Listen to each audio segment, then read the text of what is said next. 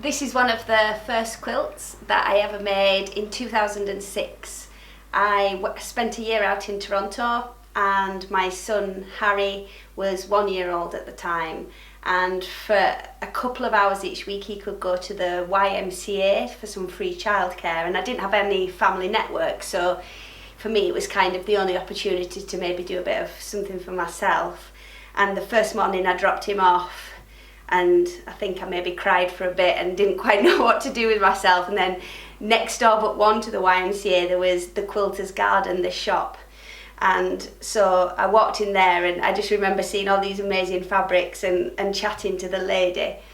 And obviously I've been sewing since I was really young, but then she was like, "You're English and you don't know how to quilt?" And I think she assumed that's what everybody does, their English paper piecing or something. I was like, no, I've never made a quilt, but I think it would be a nice thing to do. So from that moment, basically, I kind of, when I had a bit of free time to myself and in the evenings, I signed up for some classes and I went there and learned how to quilt.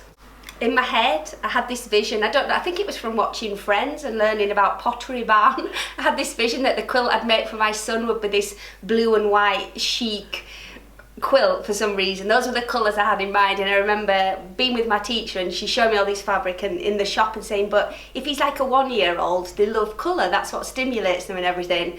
So then I think I just went completely crazy. Like, I look at this now like, oh my goodness, but I just decided, yeah, that I did want it to be colourful. So then I just went for it. And in terms of a pattern, I didn't really want to do a long sampler quilt, learning all these different blocks. I wanted to crack on and do something that I would like and that I felt like was a bit my style. So I took a few blocks. I remember, like, I learned how to do a pinwheel. Actually, my points aren't that bad now I look back, and a 9 patch and a star. Things that I've used to teach people, you know, ever since then, really, as sampler blocks. But then I decided to add in some of my own little details and make it personal to Harry, my son. So Elmo featured very heavily in our life at that time. I watched a lot of Sesame Street, so he had to be in there. I did a train, the Usborne duck that we always used to look for in the books that we were reading, and I just made some templates and did that. Needle turn applique. I don't think I've ever had so much time on my hands since. When I look back, actually quite a lot of work went into this quilt. But at that point Harry napped a lot, I didn't have a lot of friends, I wasn't lonely, but I suppose going from a big family network in England to being on my own in Canada with my husband working and a young baby meant that I had a lot of time in the house.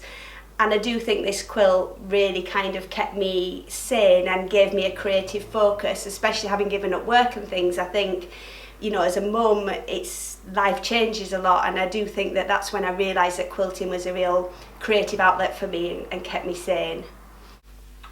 I don't think I really knew what a quilt was or the purpose of a quilt until I walked into that shop in Toronto all those years ago. There weren't any in my family, even though, you know, my mum and my nan were avid stitchers, they didn't quilt. So I sometimes think if I'd never gone there, if I'd never been in that place at that time, would I ever have made a quilt? And I don't know, but I'm really grateful. I was instantly welcomed into that shop, and the ladies there just took me under their wing and taught me enthusiastically, and I think that's what stuck with me. And then for me to be able to give that gift to other people and spread the love of quilting, you know, is really, really special. And one day I would love to go back and see if it's still there and see those people again.